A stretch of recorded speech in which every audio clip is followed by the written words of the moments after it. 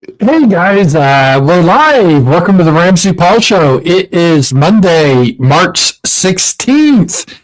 And a couple of things. I just want to make sure my everything is Rumble's working and X is working. Then we'll get going here.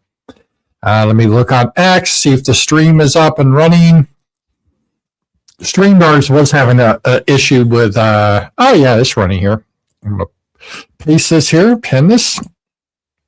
All right, looks like X is working. And let me see if Rumble's working. Not showing Rumble. Oh, there we go. Yeah, Rumble's up too. All right, we're all working. Thank you guys so much for being here tonight. And as always, if you want to contribute to the chat, that makes it a little bit more fun and help support the show. YouTube has SuperChats.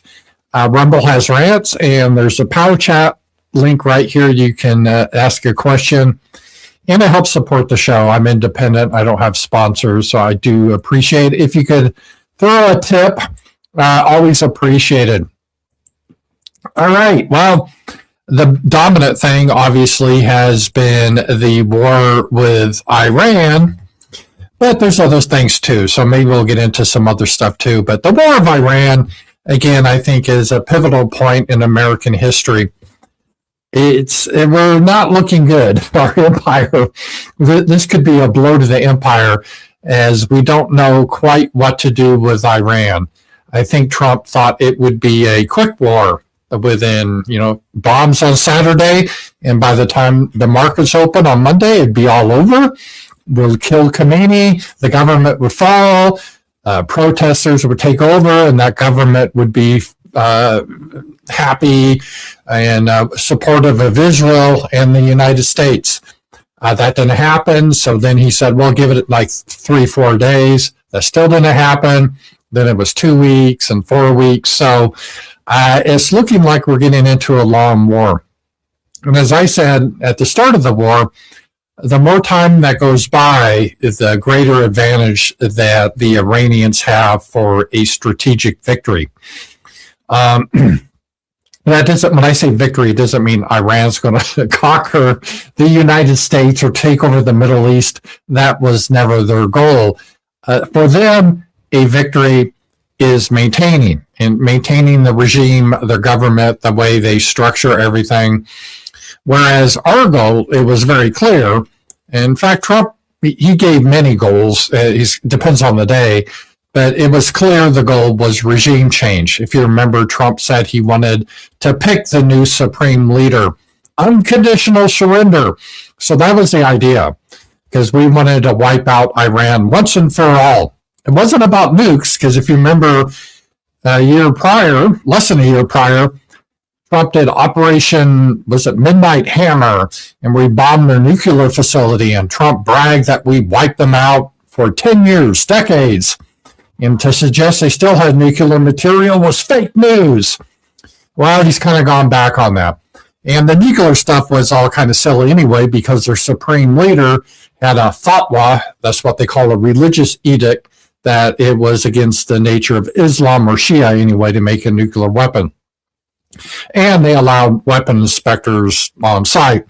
So it had nothing to do with nuclear weapons. That was just a pretext to be able to do regime change. And why do we want to do regime change? Well, it's good for Israel, because Israel has the goal of having a greater Israel. Netanyahu, where they expand, they take Lebanon, they take part of Iraq and Saudi Arabia, Egypt. They think that's, at least Netanyahu thinks that's part of the Bible, and they want to become a regional superpower there. But Iran was always a block to that. And a couple other countries, but now it's just Iran. So this is why we have the big showdown now. And the reason that we do what Israel says is there's a few reasons. But the primary reason, the Israeli lobby, they have a lot of control over our government. They spend a lot of money through AIPAC to buy politicians. And then there's always a threat if you don't do what they want, or if you criticize Israel, for example, in Gaza, that turned a lot of people against Israel that were sympathetic, because they just carpet bomb, they kill civilians. something like 70,000 civilians, Israelis killed. And if you criticize that, they call you anti-Semitic and they want to deplatform you, their usual tactics.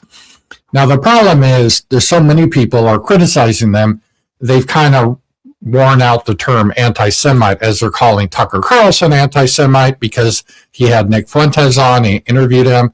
Then they demanded that Megyn Kelly should disavow Tucker. And when she wouldn't do that, even though she's a big friend of Israel, they called her an anti-Semite, Nazi, and so forth. So that's the game they play. So it takes a lot of courage to stand up to that lobby. So that's part of the reason. The other reason is religious. And there's a lot of what I consider a heresy in America that's popular, Christian Zionism, that believes the Jews have a separate path from everyone else. And we need to be involved with restoring the Jews. And the Jews, even though they rejected Christ in Israel, we need to bless them so God will bless us. And this will help bring about Jesus' return.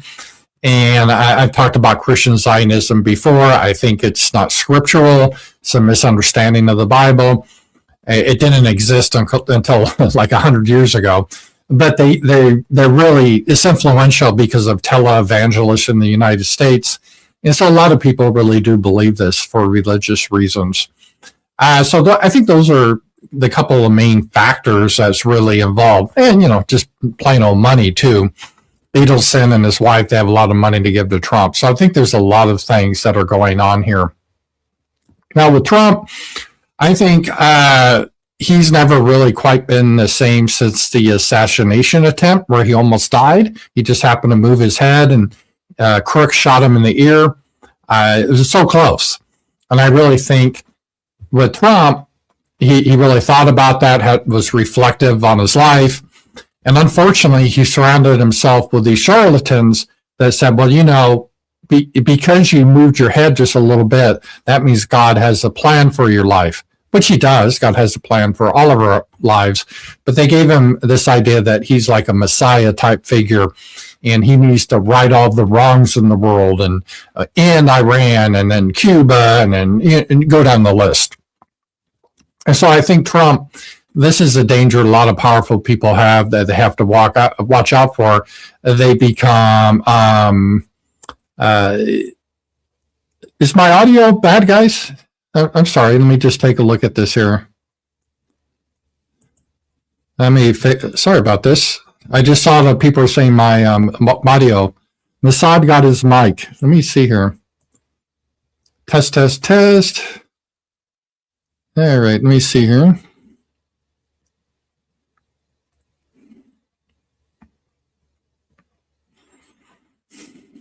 All right, let's see if this works better. I'm sorry, guys. Yeah, I was just talking more. Does this sound better, guys? Much better. Okay, guys, I'm sorry. For some reason, the StreamYards, they reset my, it's worse? Locked in worse? The audio's worse now? No, okay. All right, so, no, it's still bad? Sounds better. I'm not sure what's up with this here. Hang on here.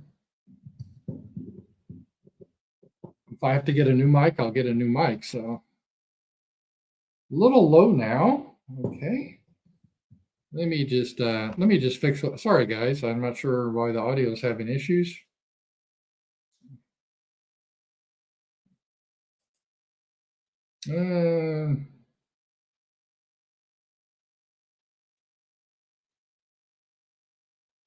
Let me try this. How's this? Is this better?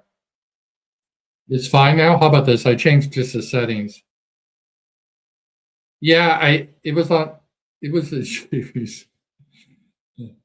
Yeah, get my producer on it. I am the producer. It's good now. Okay.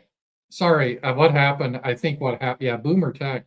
What happened for some reason? StreamYard, it reset my settings to take my computer mic instead of this mic, which is the hyper whatever. So it's good now. Sorry about that, guys. So good, much better reading the rants. Yeah, I know I should Yeah, oh, Sasha sent me some text too telling me this, so. I sound underwater. All right. All right. Well, sounds good now. Sorry about that, guys. All right. So if you didn't read my, we'll just get into the show. I've said the other stuff before. I'm not going to repeat all that. But we're in an interesting time.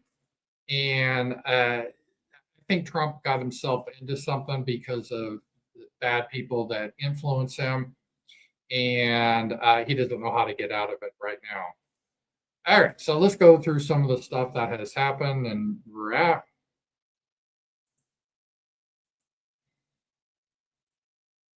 Chat demands reparations. You all tricking him into think this is good audio. It's not good. I might have to get another audio speak mic if this one's not working anymore. Okay.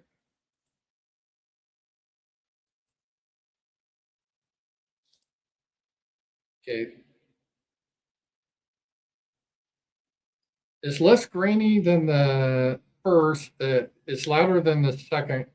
It's fine. It's fine. After the show tomorrow, I'll check it out and see what happened there. Okay. All right. Multiple Iranian sources, including their foreign minister. It's interesting because Trump has been saying repeatedly that we wiped out their entire government, but the foreign minister and the president, they're busy talking to other governments. So I don't know what that means. Their new supreme leader, he's been kind of he's not really been in the public eye. And the rumor is that he was injured when his dad was killed. It was in the same house, but he wasn't killed himself. And they flew him to Moscow or Russia to do surgery on. And he's supposed to be okay, but that's the rumor. I don't know. But the other government officials, people that really run the show, they are still there. And the Trump administration is planning fake stories to Axios reporters about peace talks in order to manipulate oil and financial markets. Yeah, it's kind of weird because the Iranians are saying they haven't really met Mitkov or ever since the sneak attack. So there's a disconnect here. Trump is, in the Trump way of doing things, is saying that Iran is desperate. They're begging for a deal. And the Iranians said, no, we're not begging for a deal. We're not ending this war now until our demands are met. So there's a disconnect. Sadly, I believe the Iranians more than I do our government at this time, because our government has lied so many times here now that I think that is the case. And in fact, and again, Trump is saying, well, all their government's wiped out. We don't even know who to talk to. But then their government is, let's take a look here. Look at this. President Trump said this weekend he is not ready to make a deal with Iran because the terms aren't good enough yet. His administration is. Which is strange because Trump, I think it was this last week, in one of his Truth Social, he said, unconditional surrender. So if it's unconditional surrender, there are no discussing terms. And it's pretty crazy here. Just a second, I'm going to make sure my sound's better.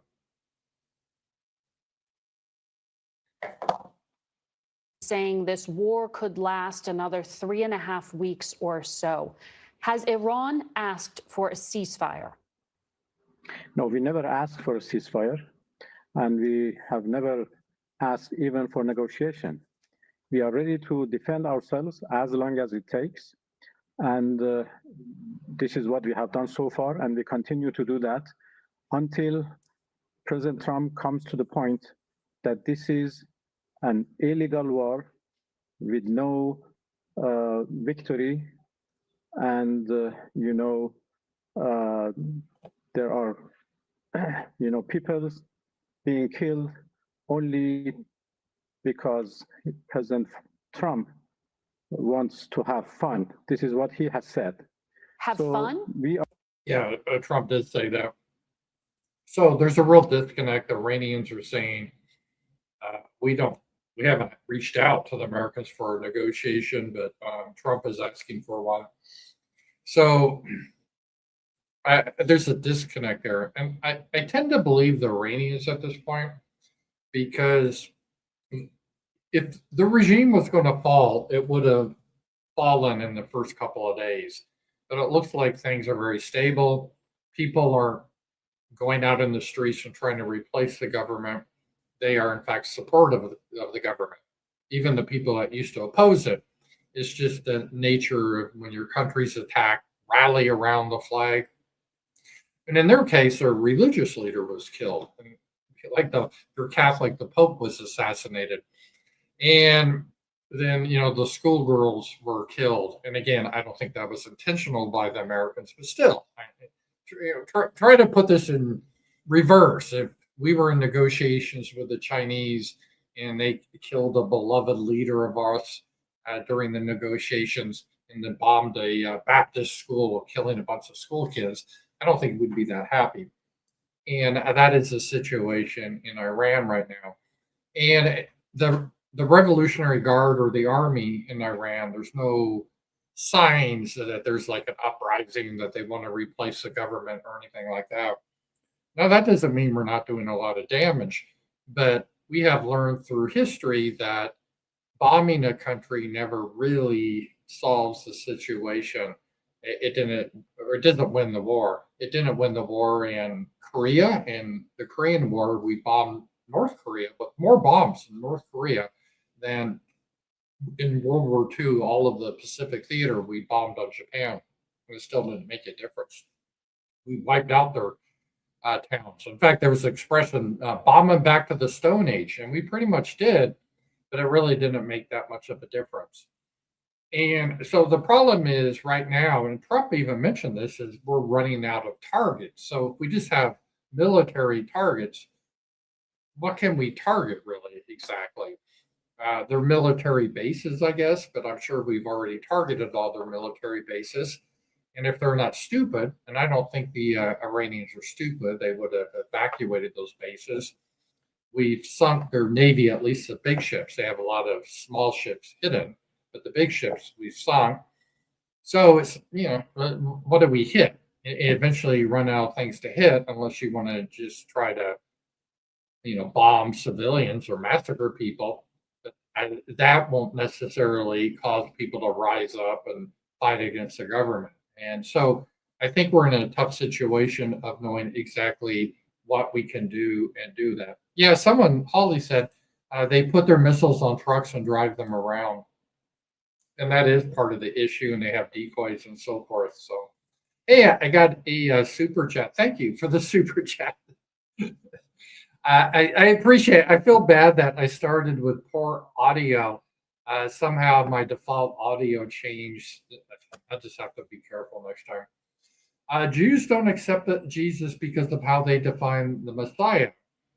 Christians say Jesus is Jewish, a Messiah, not a Christian Messiah. Jewish Messiah is defined a certain way. Jews say Jesus doesn't meet the definition. Well, the Bible talks about this. Is the Jews were waiting for the Messiah to overthrow the Romans to get their independence. Whereas Jesus said, my kingdom is not of this world.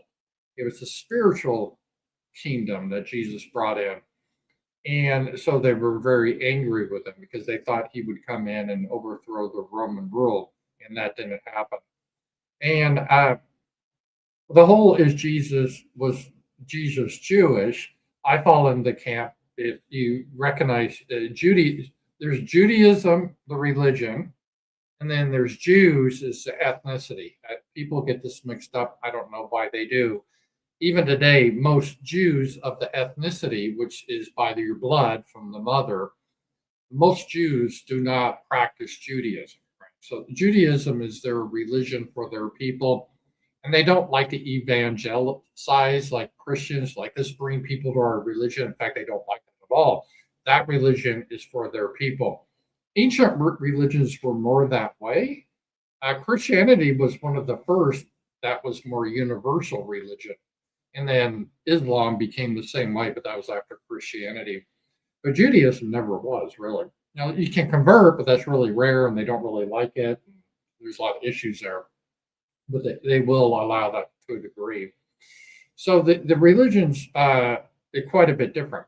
And getting back to Jesus, he was ethnically a Jew. He was from the line of David, but he brought in a new system saying, no, I'm getting rid of the Pharisee system of sacrifice in the temple. I'm the temple. I'm the one dying for your sins. And Jesus claimed to be the Son of God or God, and that's why they had him execute. The Pharisees, they demanded the Romans execute him because he was calling himself their king, the God. They said, we only have one king, that's Rome. So that's how that went down. I had naively hoped Trump would be the 21st century Andrew Jackson, the best president. What can he do to redeem the rest of his presidency? Yeah, I think a lot of us are really disappointed in his sense of betrayal. I mentioned that yesterday, and I think Megyn Kelly, or was it Megyn Kelly or Tucker? Maybe it was Tucker was saying that, the feeling of betrayal. And I feel that. I really trusted Trump. I thought he was genuine. And I don't think this is like a super plot. I just think something changed in Trump. I don't know for sure, but my idea was that assassination attempt and then surrounding himself with people that basically said he's kind of like the Messiah or something. Because Trump was always worried about going to hell and so forth. Because Trump was never really a religious man. I think he called himself a Christian, but he didn't, attend church or. I mean, he wasn't a moral man. Let's just face it. He had a lot of different women, cheated on his wife, and all that type of stuff. But he identified as Christian, but I don't think he really thought much about it. But he surrounded himself now with these real Christian Zionist types that told him, I think he has a special plan to do all this stuff. That's just my thinking. And then you combine that with he turns 80 pretty soon in a couple of months. And again, when you turn 80, your cognitive decline is common. In fact, 1 out of every 3 people at the age of 80 or older has some sort of decline, dementia or something. By the time you reach 90, it's 2 out of 3. A lot of people don't realize that. It's pretty high. Everyone used to know this. You get old, you get senile. And not everyone gets senile. Like Ron Paul, he's 90 something, he's still thinking. But that's the exception. And so we saw with Biden, he was senile in a way, kind of more like a vegetable. But I think with Trump's decline, it's also manifested itself in like he's like a mad king. He's really unhinged. We'll talk a little bit about that. So how can he redeem it? I have to be honest. I'm done with him now. After he betrayed us on the immigration and foreign wars, I don't. I don't know if he can redeem himself to that. So let's see. This was audio too loud. I think it's good now. This was earlier. Sorry, guys. I had that problem. I just had the wrong mic setting. I think it should be good now. Let me see if Sasha got back to me and said if it's good now or not. Yes, your audio is still a little off, kind of quiet. Hi, everyone. So, yeah, I've been disappointed with that. Let me see if I can up the audio here a little bit. All right. How about this? Like just up the volume. Is this better? The audio now? Does it sound higher? I manually just increased it. All right. Audio is bad still? Shit, I don't know what's happening with this. Again, it's fine, it's bad, it's low, it's kind of quiet. All right. I don't know. Yes, that's better. It sounds like you aren't using the right mic. All right. Sorry, guys. We'll just doing a little experiment here today. Brio.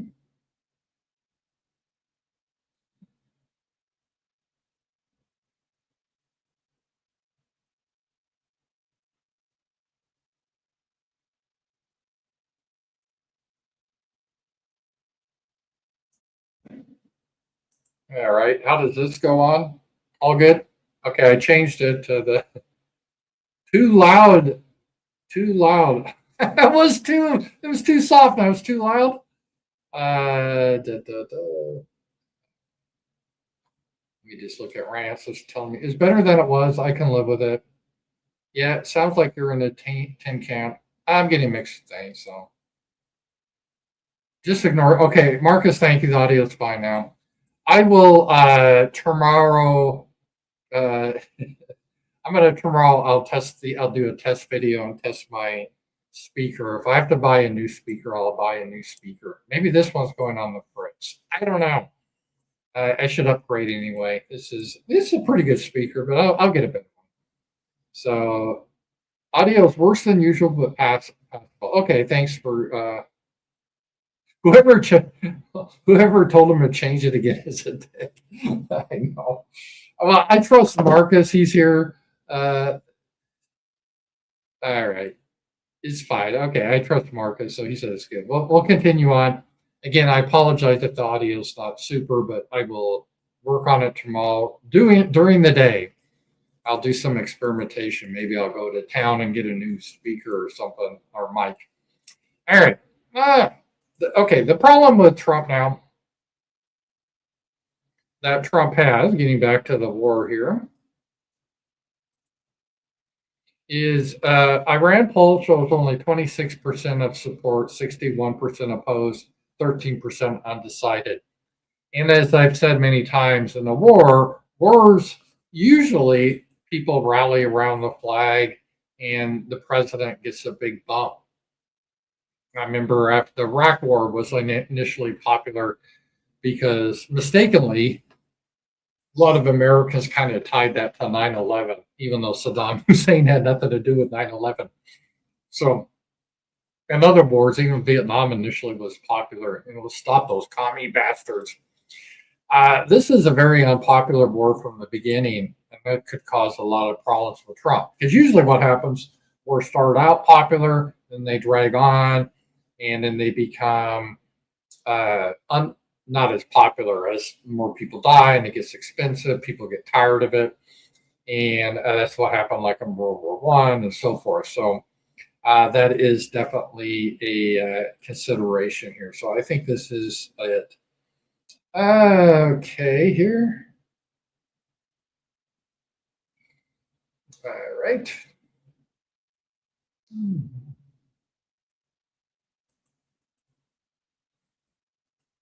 Let's listen to Trump here.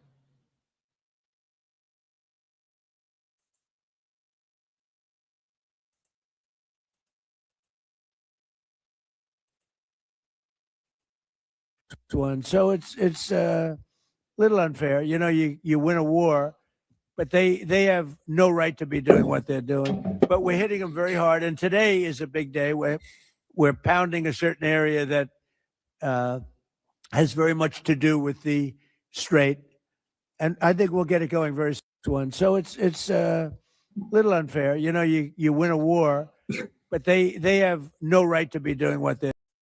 Well, this is just so crazy. Trump is saying this, they don't have any right to fight back because they didn't expect that Iran would fight back at the bases.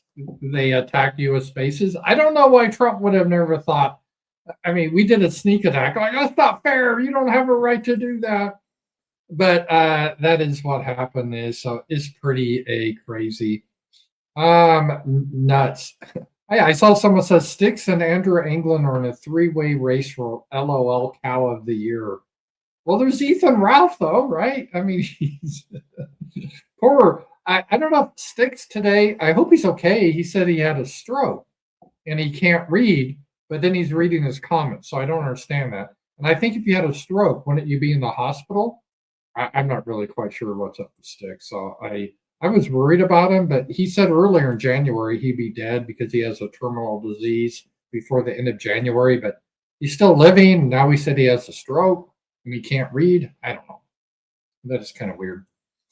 All right, let's see here. I'm going to, I am becoming so, okay, let's see. All right, I'm going to put the volume back the way it was. Communications, speakerphone, microphone away. Speakerphone.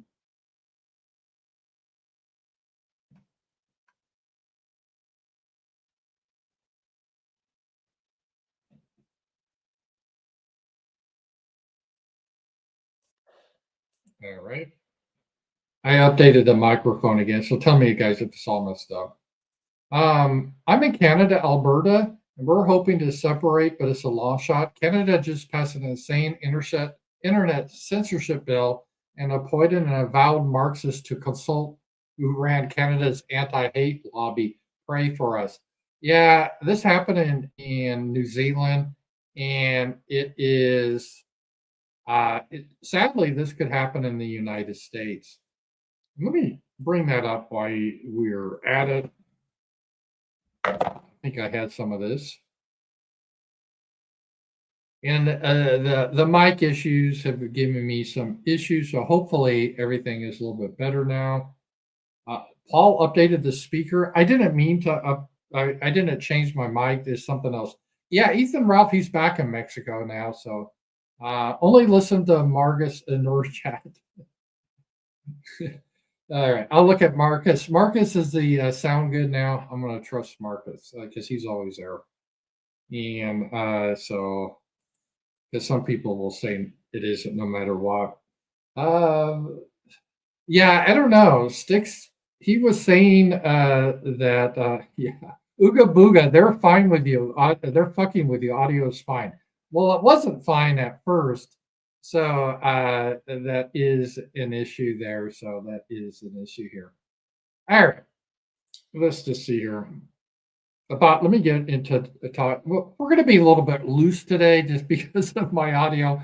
I kind of got off track, but that's okay. Sometimes these shows are the better when I just do it. But let me just show you what is happening that could happen to America.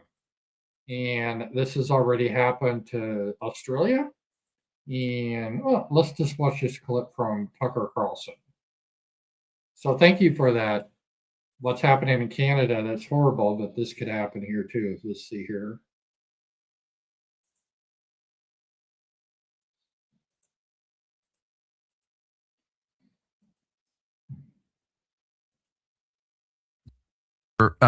There was a not famous enough moment where the governor of Florida, Ron DeSantis, who's I think been a pretty good governor in some ways, but traveled to Israel to sign what looked like hate speech laws that are applicable in Florida.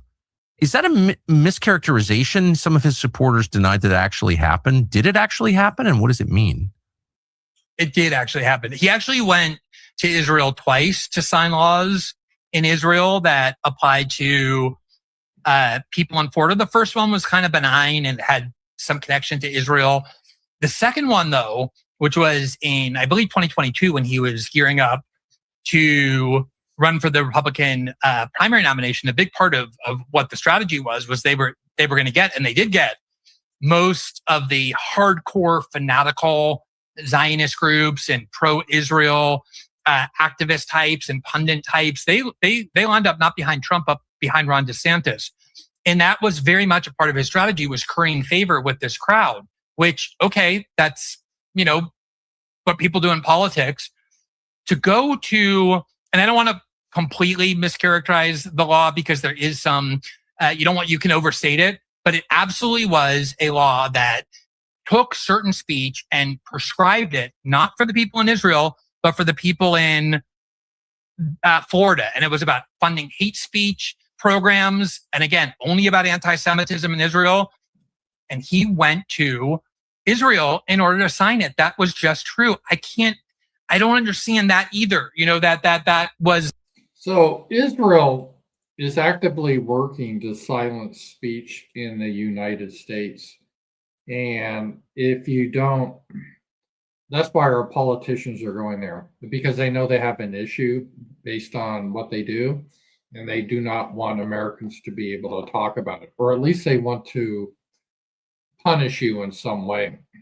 And so a lot of politicians, and sadly, these are Republicans. I think Abbott in Texas is the same way.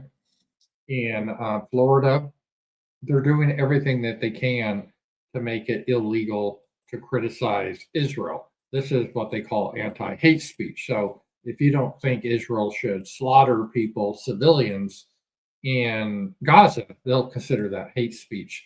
And they want you, they have various ways to try to discourage you and to punish you.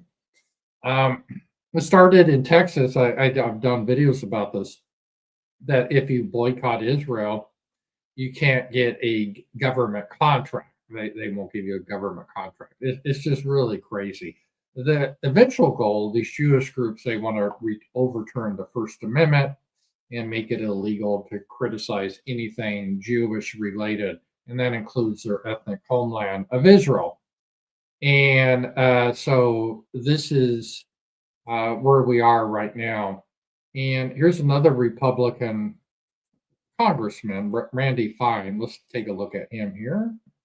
Yeah, someone says, don't forget about that Randy Fine. Well, that's excellent you brought that up because I didn't forget about him. Let's take a look at him.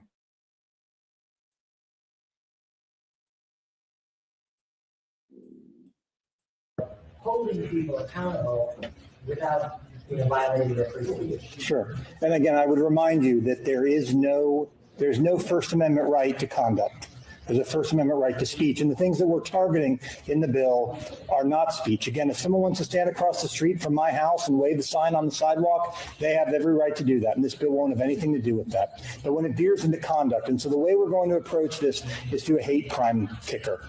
So if you graffiti a building, it is a crime now. But if your motivation is hate, it will be a third-degree felony. You will spend 5 years in prison.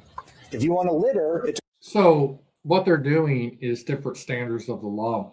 The traditional Western tradition that Jews don't have is that everyone's equal in the eyes of the law. So if you have, let's say, for example, a law against graffiti, well, you apply that equally. It doesn't matter if you graffiti a church or a corporate building or whatever the penalty is, you do it equally.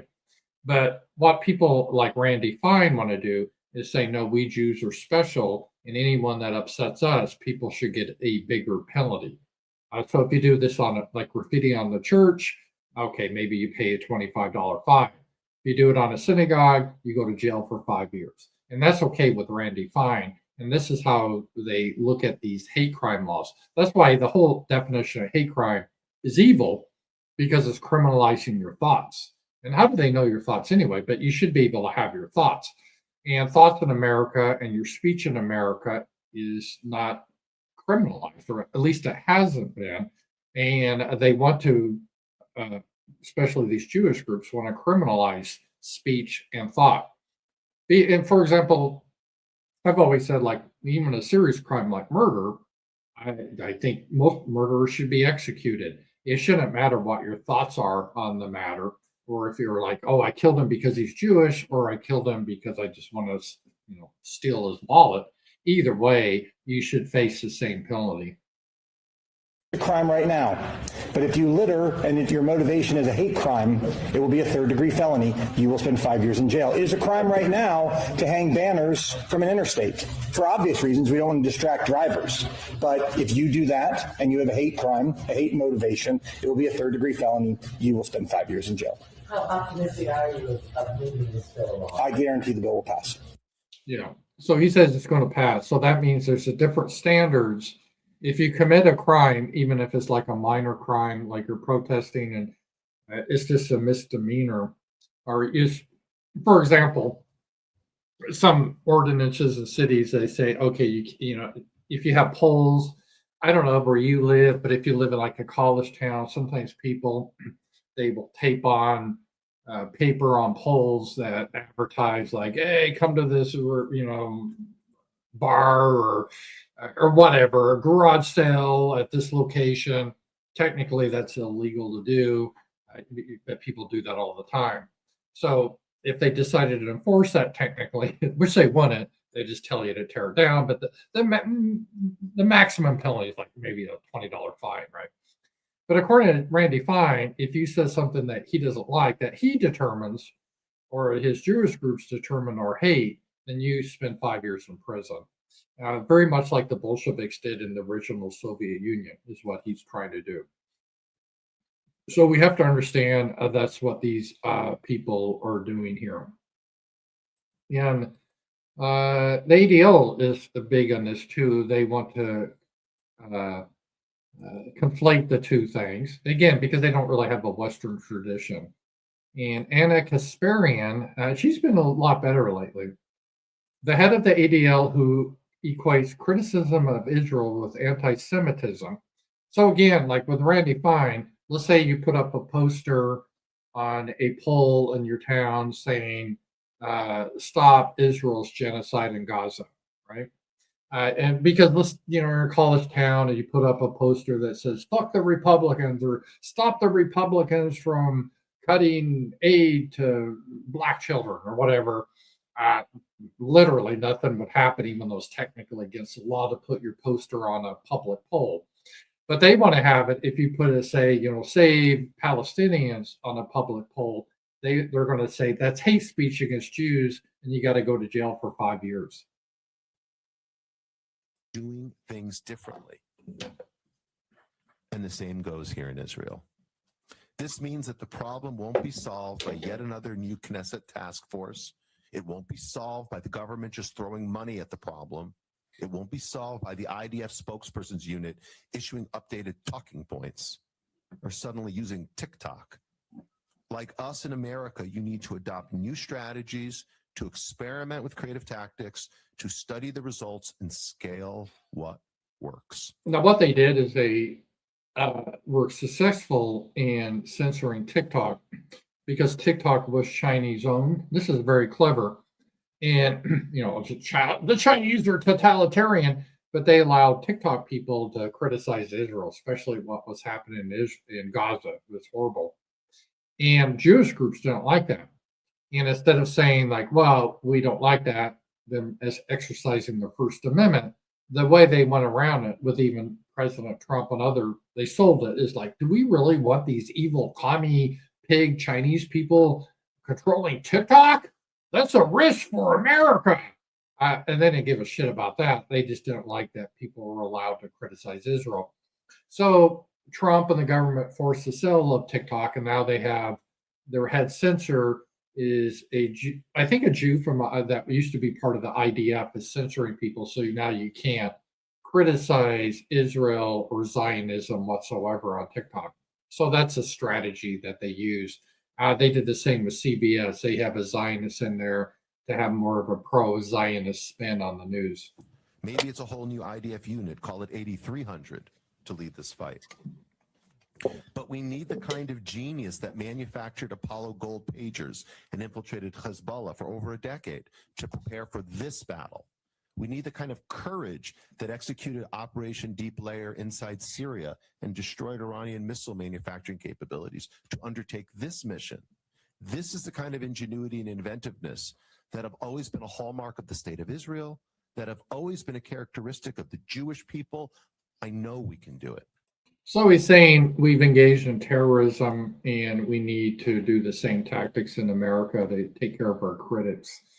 So that is where we are right now. So yeah, our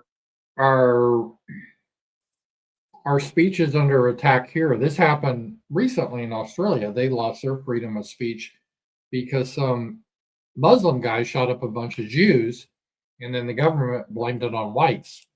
It's bizarre, but white Christians. So now white Christians in Australia, they don't have free speech. They can't criticize Israel or anything like that. So this is what is happening, and they are definitely going to try to get that here in America. There's no doubt that this is a goal of theirs. Yeah, we just have to be aware of that. And as I say, I don't have a problem with Israel per se if they just want to have their little ethno state. In some ways, I like the model because we should be able to do the same. But they keep fucking with other countries, including the United States. You notice you don't see the Chinese doing this to us. In fact, the Chinese were pretty open when they owned TikTok. the evil Russians aren't doing this to us. The Iranians aren't trying to censor our speech. It's Israel. And these ADL and groups like that are. So that is a issue with that. All right. We'll go back to the war here, though. But thank you for that, because that did bring up that. That was a good point you made. So thank you for that. And all right. Just want to make sure I'm just checking everything to see if you guys can hear everything still good. And if you guys just joined, I was having some audio problems. And so I think I got it working now. I'm going to test it tomorrow, make sure my mic is not having some issues. If it is, I will buy a new microphone. So we will see here. And let's see here. We'll just say Trump claims here. Trump says the war against Iran will end soon, but claims Tehran is not ready to make a deal. And see, Trump, the problem with Trump is I'd rather have someone that just talks straight to the American people and doesn't try to spin everything. And if you're demanding an unconditional surrender, then there's nothing to deal with, right? Why does Trump want to deal? If it's unconditional surrender, there's no deal. And so it kind of contradicts what he said beforehand. Obviously, what happens, and I believe the Iranians in this, Trump wants to deal with Iran, but Iran doesn't see the need they should make a deal now because it's in their favor now, because they are winning strategically when it comes to the economy and the Strait of Hormuz. That's really the key thing. And so Trump is having to figure out how to work with that. And I saw this, and Trump realizes this, and he's actually praising the Iranians. And here we go. Much more, only because people don't understand to a large, it's a big chess game at a very high level. It's a very high level chess, the highest. And I'm dealing with very smart players. These are smart people. They don't get there. You know, when you deal with some of these people, you're dealing with high level intellect, very high IQ people. And it's interesting that Trump is saying that the Iranians are high IQ, or at least the people he's dealing with. And I've often said that too. I think a lot of Americans, we kind of assume a lot of these Arab countries are backwards and stupid. And sometimes that is true. When you talk about Iraq or Afghanistan, I mean, they're very brave, but they're not, if you measure their IQ, it's not very high. The Iranians, though, they're not Arabs, they're Persians for the most part. And they're more, you could consider them white, really. And so they have a higher IQ. And in fact, I saw the IQ of nations, and Iran has a higher IQ than the United States. Of course, we're dragged down by the usual groups, but the point is, the Iranians aren't these backward people that live in caves and don't know what they're doing and running around with goats and wearing sandals, and that's not really who they are. And I think a lot of Americans, they got the image of Iranians like people, the Taliban in Afghanistan or something. It's not the same thing. They're very different. They're very intelligent people for the most part. And for Trump to say that, I think was interesting because he is realizing that he's dealing with some people that are not stupid. And I think you can see that they actually had a plan for what was happening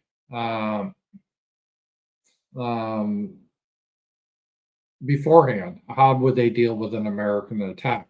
And their plan, I think, was fairly intelligent. In fact, they're winning strategically this war. And again, winning the war isn't defeating the Americans on the battlefield so much as to get their political objectives where the government doesn't fall. And this is going to be a problem with Trump because the Israelis and the Zionists in America, both Jews and Christian Zionists, will flip out if Trump does do a deal because they want to overthrow Iran. They don't want another ceasefire where Iran, this time now, because we killed the supreme leader, the new guy, may want to build nuclear weapons. And at this point, if Trump does end the war, Trump is not going to have the political capital. I don't think he would want to attack Iran for the third time. And the Iranians may know that. So I think that is probably our best hope to end this war. A lot of people are asking me, like, oh, RAMZPAUL, how do you see this war ending? And it's not for us just to walk away and declare victory, because today Trump could say, well, we kicked their ass, we sunk their army, we blew up their country, yeah, fuck yeah, and then we taught them a lesson, and then we walk away, and he could try to do a victory parade or something, even though most people know it's bullshit. But he could try that, right? And a lot of his base would still buy it. But the problem is, what if he does that? And the Iranians say, well, we don't care what you do. You can have your victory parade, but we're going to continue to lob missiles at Tel Aviv. And we're going to still attack your bases in the Middle East, in the Gulf states. What does Trump do then? We can't really, it's not easy to ignore that unless we pull out of the Middle East and not have the bases there, which I'm okay with. But there's just no way we can do that and maintain the petrodollar, because part of the reasons these countries like Kuwait and the United Arab Emirates Republic and Qatar and Saudi Arabia, why we have all the bases there, and we put the bases there in exchange for providing them protection, and then they sell the oil in dollars. And if we pulled out, that would create a huge financial problem potentially with the United States and their dollar. And Israel, I don't know how we pull out of that when our politicians are bought and sold by Israel. I mean, they're whores. Lindsey Graham, Ted Cruz, my senator, Tom Cotton, a lot of them, they're being paid, they're being blackmailed, or they have a weird religion. So how does Trump get away from Israel? So the current Iranian demands that we pull out of the Middle East and Israel gets out of Gaza is just not realistic. So hopefully someone like Russia will talk to Iran, because I think other Iranians want to end this eventually too, and say, hey, it's not politically viable, but if you agree to terms with the United States or a peace, you'll be able to rebuild, and America doesn't have the political will anymore to attack you. And I think that would be true. Just like when we lost in Vietnam, for a long time after Vietnam, I remember, even though I was young, the idea of getting into another war was unthinkable because people had such a bad taste in their mouth about Vietnam. And now we're in a similar situation with Iran. People aren't going to want to go back on Iran. So if Iran should agree with Trump, okay, you can still have your bases. We won't attack them. You can do whatever you want with Israel. But you better not attack us anymore. I think that would hold for a while, and that would give Iran a chance to, again, maybe develop closer ties with Russia and China and get better, more missile defense, and then potentially create their nuclear program, a nuclear bomb. Iran needs a nuclear bomb in order to be safe, because if they had a nuclear bomb, we wouldn't be attacking them. Like we don't attack North Korea. Because if they had a nuclear bomb, they could, on one of those missiles that they send to Tel Aviv, they could send a nuclear bomb there. So I think that's what they're going to be looking for. And I think that's probably how the war will eventually wind down. Trump will declare a glorious victory. There'll be a ceasefire. And then the Iranians will work to fortify their country. And it will totally piss off Israel and the Zionist here. So Trump's new favorite friends will stab him in the back. I guarantee you that. A couple of things here. Let me just see. It's good to see you guys all in.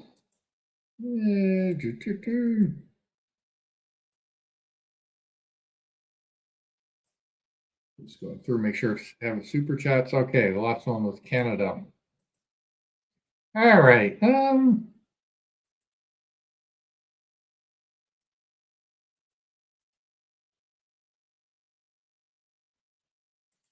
One of the interesting things that has happened is wars always changed the technology of fighting, and how you used to think was very important in a war turns out to not be so important.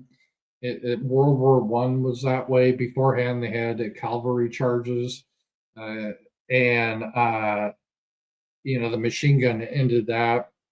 And then World War Two, you have parachutes and tanks. It really changed the war. And in World War Two, it changed too, naval. In World War One, the battleships were king. In World War Two, they went in assuming the battleships would be very important, but they really weren't. It was not much use for a battleship. There's aircraft carriers. And I think we're starting to see the very similar thing with this war and also the war in Ukraine. We're seeing how technology has changed a lot of the tactics and how a war is fought. Specifically, you see a lot more now drones that are very sophisticated and missiles that are very sophisticated, and then anti-missile defense. That's where it's all at right now. Not so much tanks, regular planes. And with the naval, we're starting to, why did we have these big aircraft carriers? What's the point? The original point, and it was a valid point in the 20th century, is it's a floating airport where you can, float over and bring your planes over to wherever you want in the world. Well, okay, there's still some use for that, but again, we don't need planes much anymore because we have drones, and we can now refuel planes midair. So, why do you need these aircraft carriers? I guess it gets you a little bit closer. And one of the problems we have with these aircraft carriers is they are really staying quite a ways away from Iran because they're scared of Iran and their anti-ship capabilities. The carriers have retreated. That's true. That Ford and Abraham Lincoln, they're now over 1,000 kilometers from the fight. So, because they're worried, Abraham Lincoln supposedly was attacked by Iranian drones. They deny it, but they have retreated. Gerald Ford, they had a fire. It wasn't because of an attack. I guess it was the fire in the laundry area. But it turned out to be, when I heard that, it was like, oh, just a little minor, like kitchen fire where you just put out. That was pretty serious. It's like 600 sailors now have to sleep on the floor because it just wiped out a lot of, really spread. So these carriers are having problems, and the Ford had the problems with the poop backing up, the toilets weren't working, and the carriers in the United States Navy is not even able to open the Straits of Hormuz. They're scared to go through it because of all the Iranian missiles there.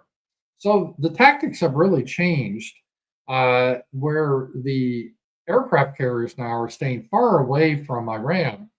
And when we do an attack on Iran, when the planes take off, they don't fly over Iran because I think they're still frightened of Iranian anti-air defense. And so they fly over Iraq, and then they shoot their missiles. They're not using gravity bombs yet. So it's interesting how the war has changed, how the carriers, in some ways, I think, have become, you could almost argue, are becoming obsolete because of just how everything is working here now. All right. And we see this now with the fueling plane that I do think was shot down. Sadly, 6 people lost their lives. And again, because these planes are having to fly so far, because the aircraft carriers are frightened of the Iranians, that they're 1,000 kilometers away. When the planes fly, they have to be refueled in air. And right now, the planes are avoiding Iraq. And they used to fly over Iraq. That's where the plane was shot down that was refueling. Because in Iraq, there's Shia militias that have anti-plane guns and missiles and so forth. So that has changed a little bit too. All right. The big story, though, obviously, keep the eye on, is the Strait of Hormuz. And that's where 30% of the world's oil supply, but not just oil, there's also liquid natural gas that goes to Europe, and a lot of fertilizer comes through there too. So it's a very key choke point. And the Iranians, they have that covered, and it's not totally closed. The Iranians say it's not closed because Iranian ships go through, tankers, and Chinese ships are able to go through, and Russian. It's just countries that are enabling the U.S., they're now allowed through. And if you look at this article here, this I believe was from the New York Times. The Trump administration now admits that the Iran's ability to disrupt the global economy through the Strait of Hormuz has far exceeded their expectations. They're not saying this publicly, but it's obvious that the Trump administration, it didn't occur to them that this could happen. Again, they didn't really plan this out well, and that is the situation.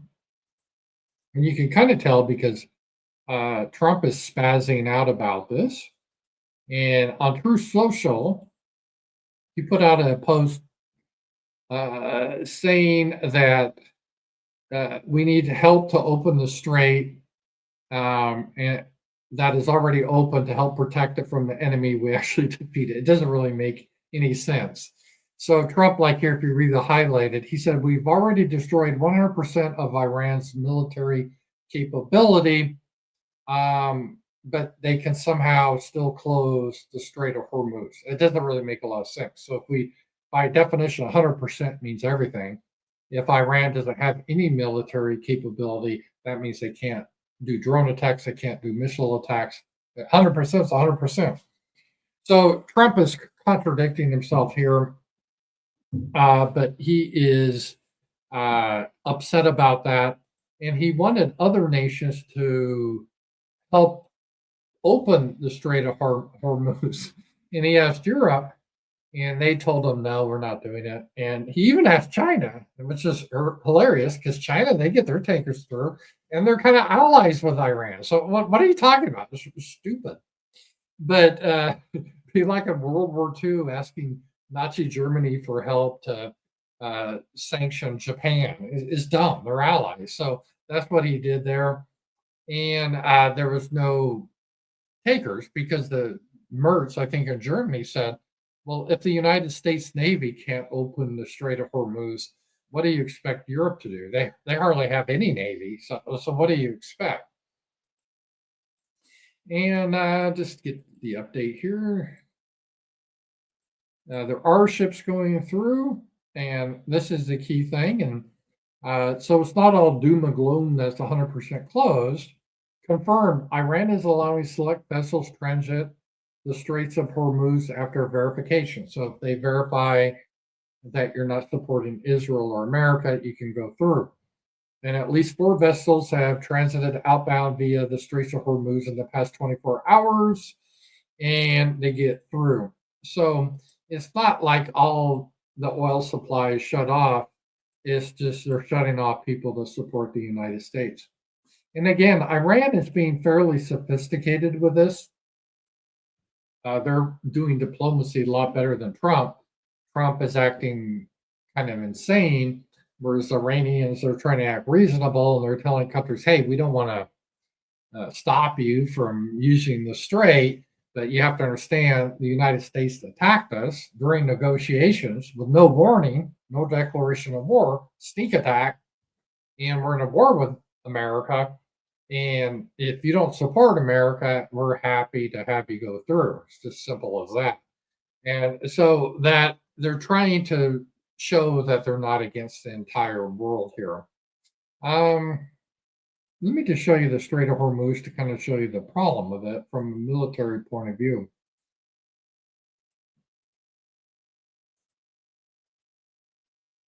All right, and this is the Strait of Hormuz. This is the narrow area, and you see all these red lines. This is where the Iranians, they can have artillery and missiles and drones. And this is mountains here and cliffs. They have a lot of caves and tunnels that they hide a lot of their equipment. And they have these little small speedboats in here in caves that have missiles. And so they can cause a lot of problems. As you have to take your tanker through this narrow strait, you could be attacked. And this is it's like 400 miles or something. It's a long distance that you have to go. So it's not a simple thing to just take control of this. So even if you had your little American destroyer trying to escort a tanker, and again, there's so many tankers, there's more tankers than we have naval ships, they would just fire on the tanker anyway, and our destroyer, and there's not much they could do. We'd probably take a lot of casualties. So that kind of shows you in general the problem that they're having right now with the Strait of Hormuz. And I think we had a former American official. He's, let's just take a look at this here. Talk about the Strait of Hormuz. I've worked in the White House during an energy crisis. There are no policy solutions to a prolonged closure of the Strait of Hormuz. You're saying there's not much a White House, a president can do to stop No. this bleeding. You open up the toolkit, and the tools in there, the options range from marginal through symbolic to deeply unwise. Escorts are a sideshow. Strategic stock releases are a sideshow. The escorts they're talking about is like the tanker goes through, and I guess we have a escort of a destroyer. But again, there's a lot of tankers. I think there's 77 tankers kind of waiting, trying to get through. They're trapped. So we don't have enough ships to escort every tanker. But even if they did, once the destroyer and the tanker would be attacked by Iranian missiles, drones, and underwater missiles, and potentially mines. It'd be a disaster. So the tanker wouldn't even want to do it. I mean, they're civilians. They don't have insurance for this. They're not here to be in wartime conditions. And I don't even know our ship would be able to be. It'd be a turkey shoot. Gas tax holiday? Gas tax holiday, sideshow. You got to restore the flow of the Strait of Hormuz. Even if the White House, President Trump declared an end of this war today, tomorrow, is there any guarantee that Iran would open up the strait and it's back to business as usual? No guarantee. It's not like there's a big gate that swings open in front of the Hormuz and Iran locks the gate. So all Iran has to do is demonstrate every day, every other day, that it has the means and the ability to attack ships in the strait, and that will be enough. Right, because these ships, if you think about it, if you had a ship, I mean, you're a civilian, you don't want to. You have a ship full of oil. You don't want to be attacked. You don't have weapons, and so that is a problem, and that is Iran's primary strategy. So their strategy, again, as Trump said, I showed you that clip that they're very smart people. Is like, okay, we can't defeat the Americans, take a speedboat out there or frigate and sink their aircraft carrier. Can't do that. We can chase their aircraft carriers away, though. But what we can do is engage in economic war with America and put pressure on them. And the Strait of Hormuz is one of the ways that can be done this. And so that has been an issue. And again, Trump and his, let me just show you here, his call for help, which is kind of humiliating for European countries, not just European, like Japan and other countries, to bring their navies in. And not one country has agreed to help Trump, which it kind of conflicts his other messaging that they're 100% defeated. So other countries are like, this isn't our war. No, we don't want in it. And other countries are thinking, well, hey, if I don't support America, we can get our ships through. And that's, so this is creating a division within America and our allies. But right now, our allies are like, nah, we don't really want to do this.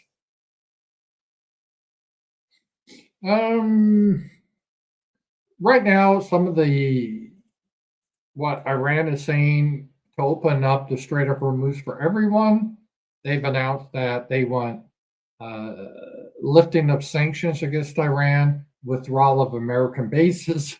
Again, that's not going to happen. Return of frozen assets and develop a trade outside the dollar system. That's not going to happen. And so they want to create a new Middle East situation with Bahrain, Qatar, UAE, and Oman. And that is what they're looking for. So those are their demands. And I don't think that's definitely going to happen, but that's what they want. So we're kind of at a standstill right now. So even if Trump should walk away, the Iranians can still keep it closed to anyone that supports us or Israel. A lot of people are surprising because even though Iranian oil tankers are getting through, the United States is not bombing these tankers. Because you think, okay, when they have their oil tankers through, why aren't we bombing their oil tankers? The U.S. is permitting Iranian oil tankers to transit the Strait of Hormuz in an effort to keep the global oil supply stable, said Bessent. Yeah, we're really worried about the global supply of oil because even though we export oil, if there's less oil on the market, that raises prices and that creates more inflation. Everything's more expensive at the pump, and then people get pissed at Trump, and Trump knows that. He knows even normies that don't follow the war, don't care one way or the other. If they see it's very expensive to fill their car or truck, they will get mad at Trump. So this is why Trump has, for example, said, hey, Russians, we had the sanctions that no one could buy your oil. We're going to postpone that. We're going to lift it temporarily so we can get your oil on the market. And Iranians, even though we're at war at you, we're not going to stop your oil from exporting because we could bomb the oil tankers, but the problem with that is that would be less oil on the market. Plus, the Iranians would start to bomb Saudi Arabia's oil facilities and so forth, and that would be really crazy. Now, Trump is doing like this weird cope.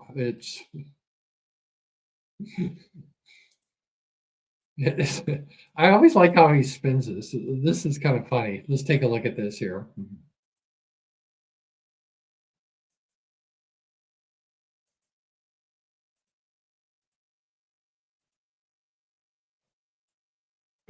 From Hormuz, the Strait.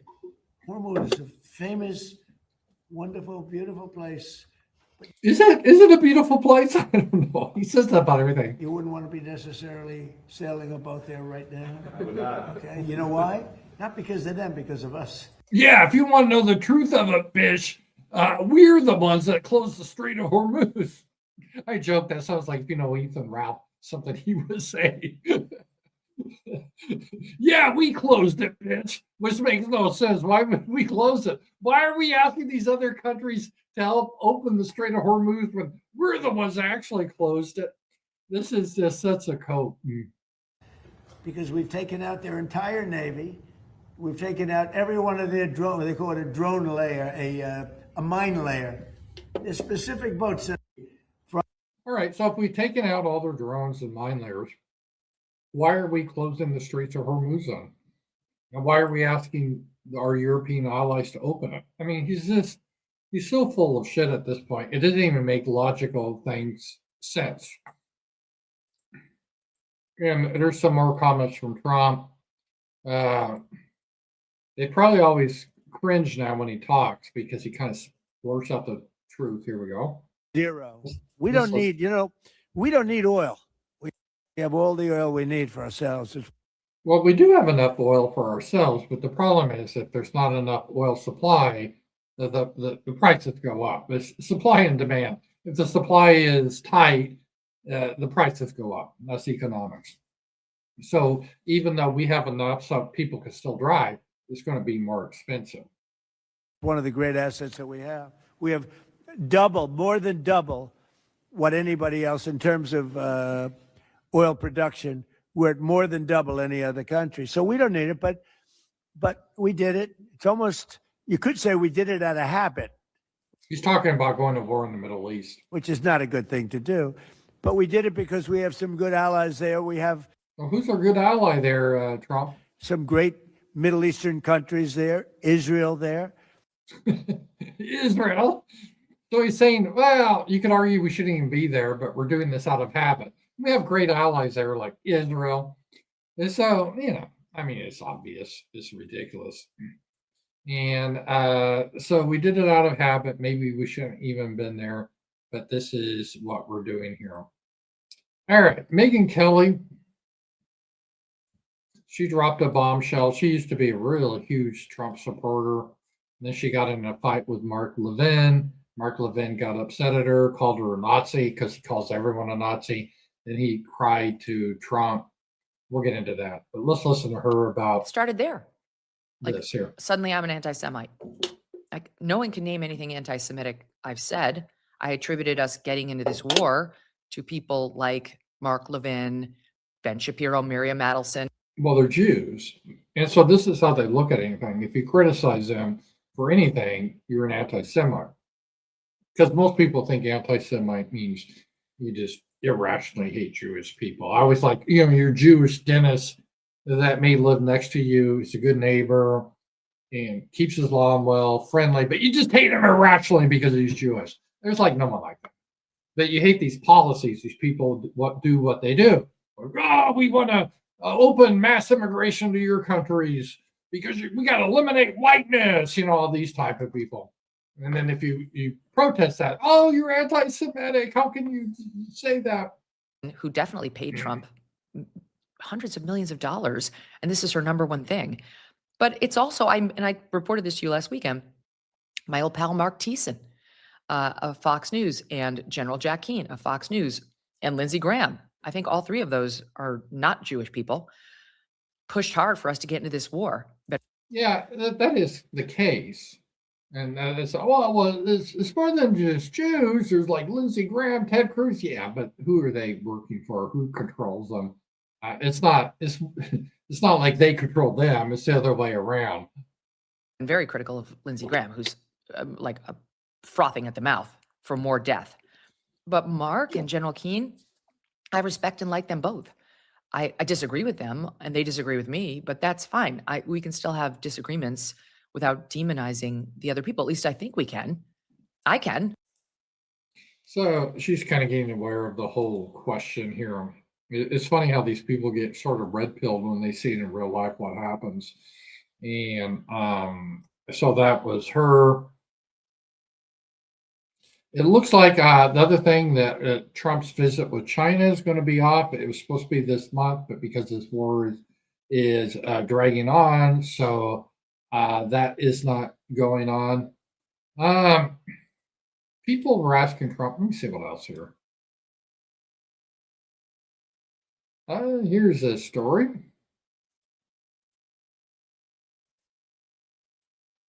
Reporter, what do you want to see in a deal with Iran? Well, originally, just a week ago, Trump said it was unconditional surrender. And then Trump also said that he wants to choose the new leaders of Iran. So it looks like we're kind of got off that point, right? There will be no nuclear weapons. That's where it starts. Well, Iran always agreed to that, so I don't know what the issue is there. And then on top of that, there's plenty of other things we're going to get. So the unconditional surrender thing seems to be out the window here. And anyway, that's what they're doing there here. This could also get it. Oh, I got another here. Do you think Tucker will be shut down or in prison? I'm disappointed with Trump. I'm disappointed with Trump too. They're going after Tucker big time. And I don't know if it will. I know a lot of the lobby would like to get rid of him, but yeah, that is a possibility. So I hope that is up. All right. So I think I had another super chat I want to get.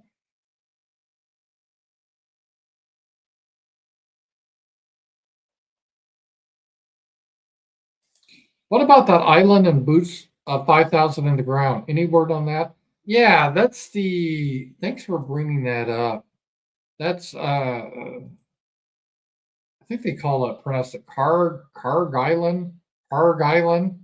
And let me just show you this island. This is where Iran ships most of their oil. It's a terminal. And it's not far. It's just off the coast a little bit.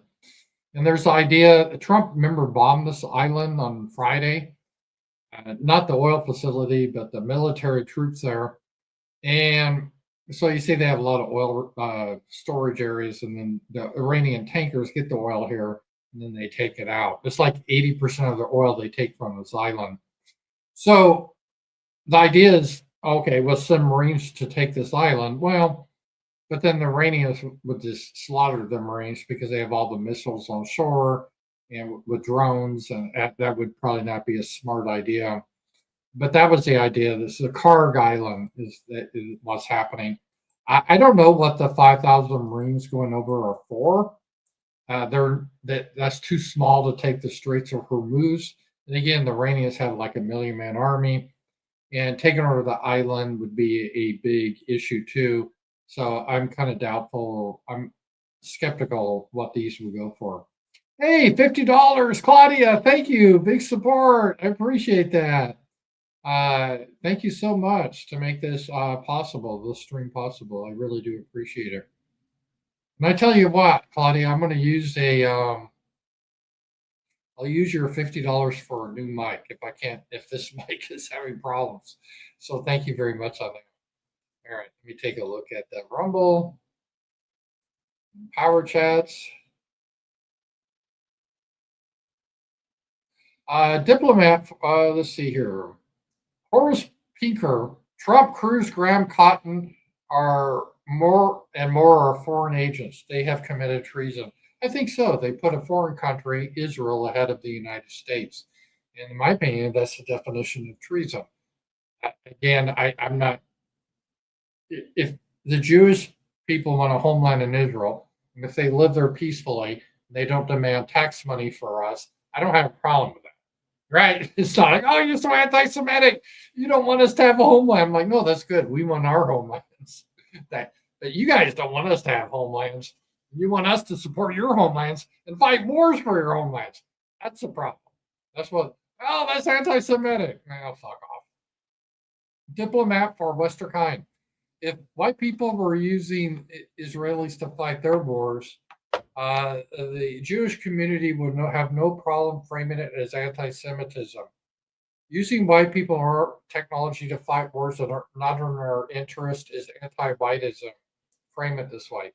Yeah, it is anti-white. It's just not it's not in our interest. And again, I don't have a problem with Israel. And it's like imaginary Israel. They just did their things over there. And I don't care. They could have their priest and they could have their Judaism, whatever. Great. I don't have a problem with it. Just don't expect money from America. Don't expect us to fight your wars. Don't send money over to control our politicians. Don't demand in Israel that our politicians just censor us. We have free speech here. I get it. Your religion, you don't have the Western tradition. Fine. You can censor the fuck out of each other in your country. I don't care. Just don't bring it here. That's the problem. I think a lot of Americans feel that way too. So, it's just nuts how that is the situation there.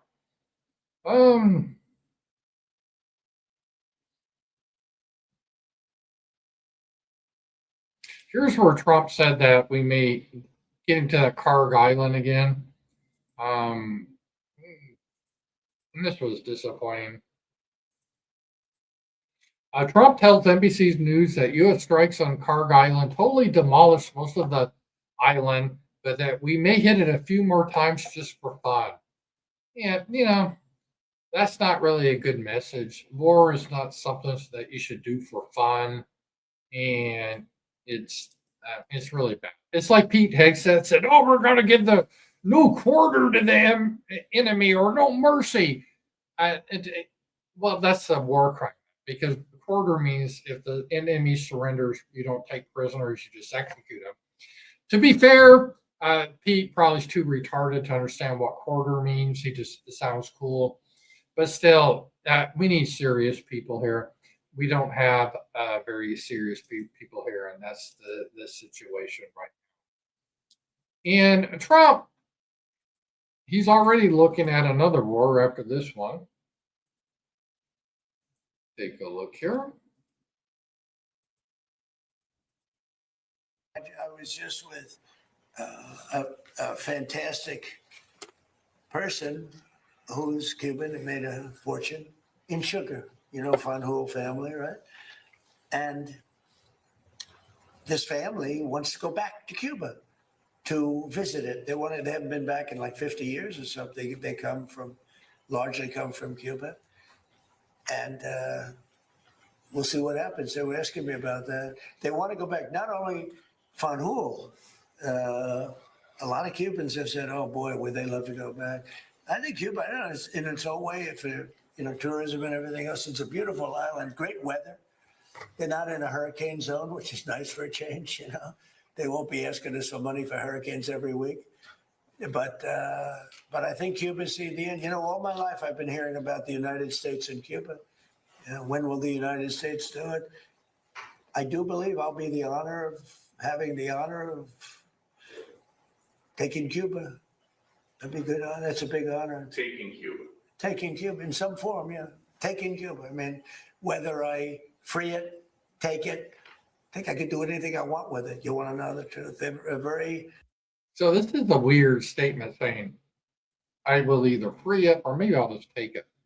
And it's weakened nation right now. They were for a long time. Very violent leaders. Castro was a very violent leader. His brother's a very violent leader. Extremely violent. That's how they governed. They governed with violence. But a lot of people would like to go back. So Trump is saying Cuba's next after this Iran fiasco. He wants to invade Cuba. So that's next on the list. I don't remember this on the whole no new wars, but this is what he is right now. Trump is starting to spiral a little bit. And let me just show you guys, you're probably heard about this. But he put, I'm not going to read this all. It's like a whole wall of text. TLDR. But he just spurred out about Mark Levin. And he's claiming that MAGA is Mark Levin. If you don't support Mark Levin, you're not MAGA. Mark Levin is a crazy Jewish guy that calls everyone Nazis, including Megyn Kelly. Megyn Kelly accused him of having a micro penis. He got all freaked out about that, so he called Trump, and Trump just kind of spazzed out about that.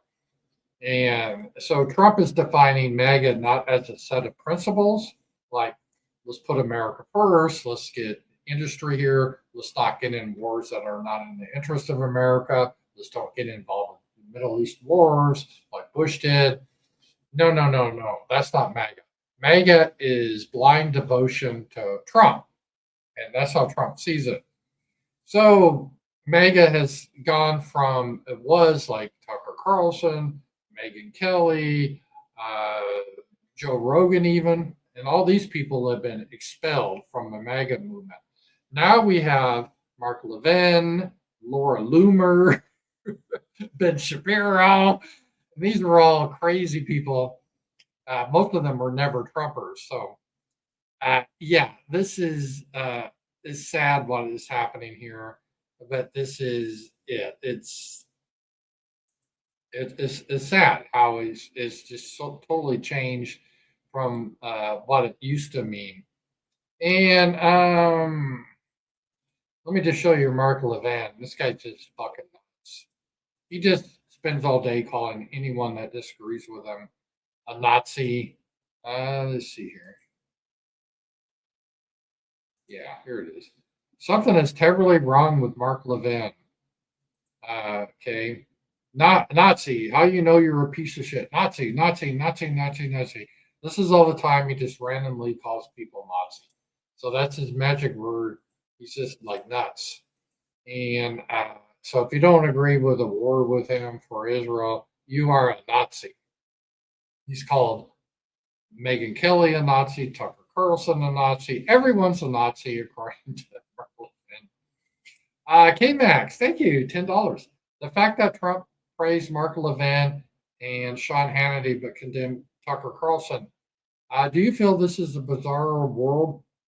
Trump praised neocons who hate him and attacked his own base. Yeah, Trump did like a massive heel turn, as they call that in wrestling.